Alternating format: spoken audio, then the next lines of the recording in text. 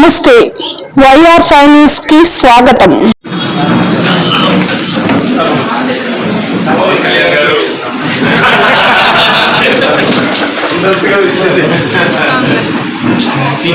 ఫోటోలు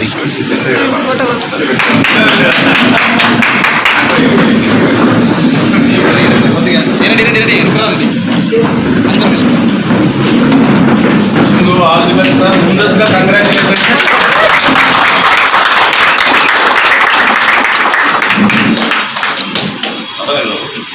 వాతావరణంలో ఆదోని నియోజకవర్గంలో అన్ని పార్టీల వాళ్ళు అన్నదమ్ములుగా అక్కచెల్లెలుగా కలిసి ఆదోని నియోజకవర్గ అభివృద్ధి కోసం పాటుపడదామని నేను ప్రతి ఒక్కరికి మనస్ఫూర్తిగా కోరుకుంటున్నాను.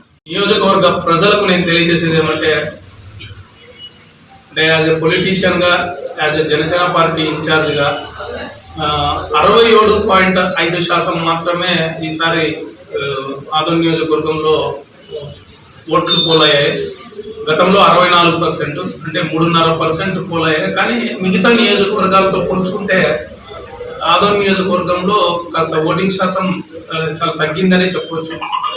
కానీ నియోజకవర్గ ప్రజలు కూడా నేను కోరుకునేది ఒకటే, దయచేసి ముందు రాబోయేటువంటి ఏ ఎలక్షన్లో కానీ తప్పకుండా మీరు వచ్చి మీకు నచ్చిన నాయకునికి ఓటు వేసేటువంటి ప్రయత్నం చేయాలి.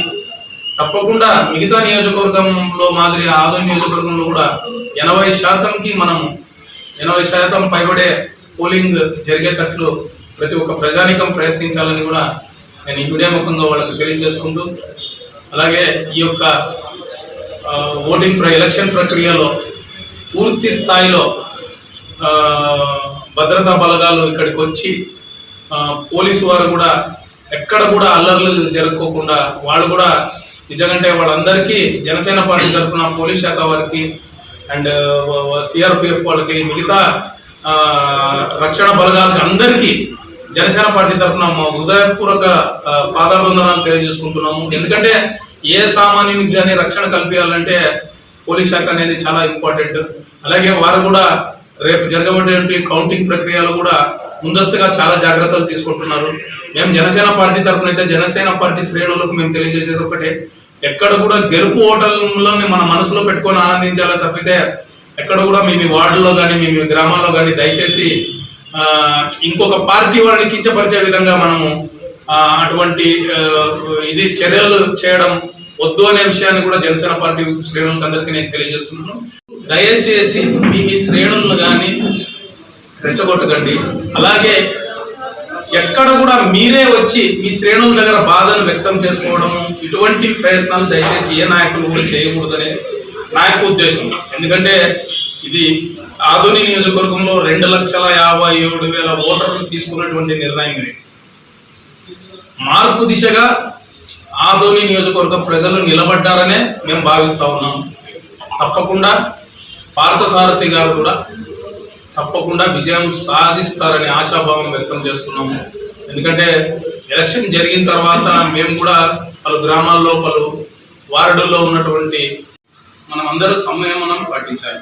ఎందుకంటే గెలుపు ఓటములు అనేది కేవలం ప్రజా సంక్షేమం కోసం చేసినటువంటి ఒక ప్రయత్నంగానే అన్ని పార్టీల కార్యకర్తలు కానీ నాయకులు కానీ శ్రేణులు కానీ భావించాలి.